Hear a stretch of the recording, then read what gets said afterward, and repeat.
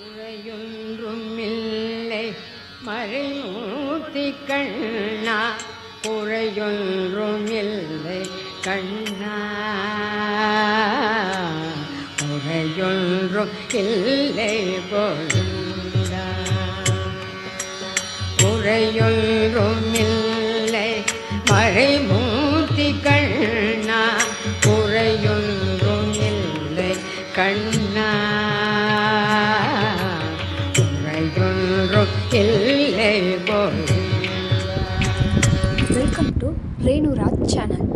Hi friends, இன்றைக்கி நம்ம இந்த வீடியோவில் எதை பற்றி பார்க்க போகிறோம் அப்படின்னா கிருஷ்ணரை பற்றி தாங்க பார்க்க போகிறோம். ஆமாம், இன்றைக்கி தான் கிருஷ்ண ஜெயந்தி ஆச்சே. என்னோடய இஷ்ட தெய்வம் கிருஷ்ணர் தான். அதனால தான் என்னோடய யூடியூப் சேனலோட ஃபஸ்ட்டு வீடியோவை கிருஷ்ண ஜெயந்தி அன்னைக்கு அப்லோட் பண்ணலான்னு வெயிட் பண்ணேன்.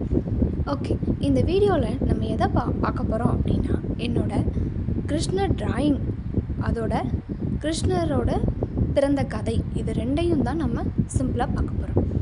இந்த வீடியோவில் ஏதாவது மிஸ்டேக் இருந்தால் கமெண்ட் பண்ணுங்கள். இது என்னோடய first video, so mistakes comment பண்ணுங்கள். பிடிச்சிருந்தால் லைக் பண்ணுங்கள், சேனலை சப்ஸ்கிரைப் பண்ணி உங்களோட ஹெல்ப்பை எனக்கு பண்ணுங்கள். ஓகே, இந்த வீடியோவில் நம்ம கிருஷ்ணர் பிறந்த கதையை பார்க்க போகிறோம் இல்லையா, அதை பற்றி பார்க்கலாம்.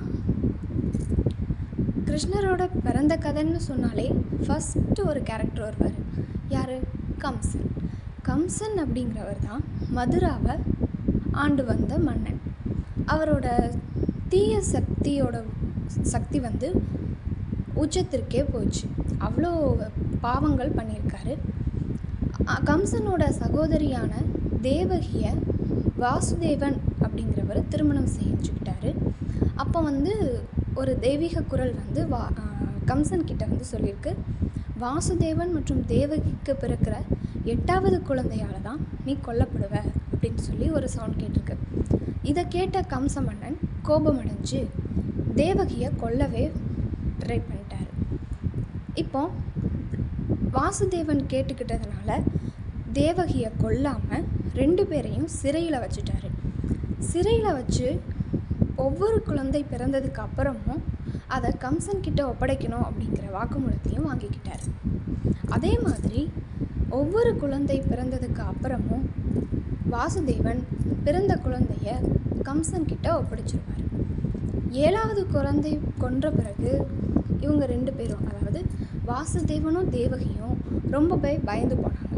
அதனால 8வது குழந்தைய நம்ம எப்படியாவது பாதுகாக்கணும் அப்படின்னு விஷ்ணு பகவான் கிட்ட வாசுதேவன் வேண்டிக்கிட்டார். ஒரு நாள் வாசுதேவன் கனவுல விஷ்ணு பரமாத்மா வந்து அவரோட தீவிர பக்தனான நந்தா அப்படிங்கிற ஒரு மாடு மேய்க்கிறவர்கிட்ட குழந்தைய நீ ஒப்படைச்சிடு அப்படின்னு கிருஷ்ணர் கனவுல வந்து வாசுதேவன் கிட்ட சொல்லியிருக்காரு. அதே மாதிரி 8வது பிறக்க போகிற அந்த ஆண் குழந்தைய நம்ம நந்தா கிட்ட ஒப்படைச்சிடலாம் அப்படின்னு வாசுதேவன் முடிவெடுத்தார். அதே மாதிரி வாசுதேவனுக்கு பிறந்த 8வது குழந்தை வேறு யாரும் கிடையாது, நம்ம விஷ்ணு பகவான், அதாவது கிருஷ்ணர் தான். பிறந்த கொஞ்ச நேரத்திலேயே அந்த சிறைச்சாலையோட கதவுகள் தானாக ஓப்பன் ஆச்சு. அதே மாதிரி வாசுதேவனை கட்டி வச்சுருந்தாங்க, அந்த கயிறும் தானாகவே விடுவிச்சுக்கிச்சு. இடியோட கனமழை பெஞ்சிக்கிட்டு இருந்த சமயம் அது. நந்தா கிட்ட தன்னோட குழந்தைய ஒப்படைச்சிடணும் அப்படின்ட்டு வாசுதேவன் குழந்தைய எடுத்துகிட்டு போகிற வழியில் நதிகள் கூட பாதை அளிச்சுது அப்படின்னு நம்ம படிச்சிருக்கோம். ஆண் குழந்தைய நந்தாவோட ஒப்படைச்ச பிறகு நந்தாவுக்கு அன்னைக்கு பிறந்த பெண் குழந்தைய சிறைச்சாலைக்கு வாசுதேவன் எடுத்துகிட்டு வந்தார். அந்த நந்தாவுக்கு பிறந்த பெண் குழந்தை வந்து கம்சன் கிட்ட ஒப்படைச்சிட்டாரு வாசுதேவன். ஆனால் அந்த குழந்தை வாசுதேவன் ஒப்படைச்ச அந்த பெண் குழந்தை கம்சன் கிட்ட போகிறப்போ, கம்சன் அந்த குழந்தைய கொலை பண்ணுறப்போ அந்த குழந்தை தேவதையாக மாறி கம்சன் கிட்ட ஒரு வார்த்தை சொல்லிட்டு போயிடுச்சு.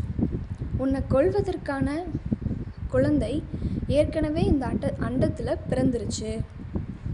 அந்த குழந்தை உன்னை கொல்றதுக்கான வயது எட்டும் வரை அந்த குழந்தை யார் அப்படின்னு உன்னால் கண்டுபிடிக்க முடியாது அப்படின்னு சொல்லிட்டு போயிடுச்சு. இதுதாங்க கிருஷ்ணர் பிறந்த கதை சுருக்கமாக சொல்லியிருக்கோம். இந்த கதை உங்களுக்கு பிடிச்சிருந்தது அப்படின்னா லைக் பண்ணுங்கள், சேனலை மறக்காமல் சப்ஸ்கிரைப் பண்ணிடுங்க. இது என்னோடய முதல் வீடியோங்கிறதுனால சின்ன சின்ன மிஸ்டேக்ஸ், பெரிய மிஸ்டேக் எதுவாக இருந்தாலும் அட்ஜஸ்ட் பண்ணிக்கோங்க.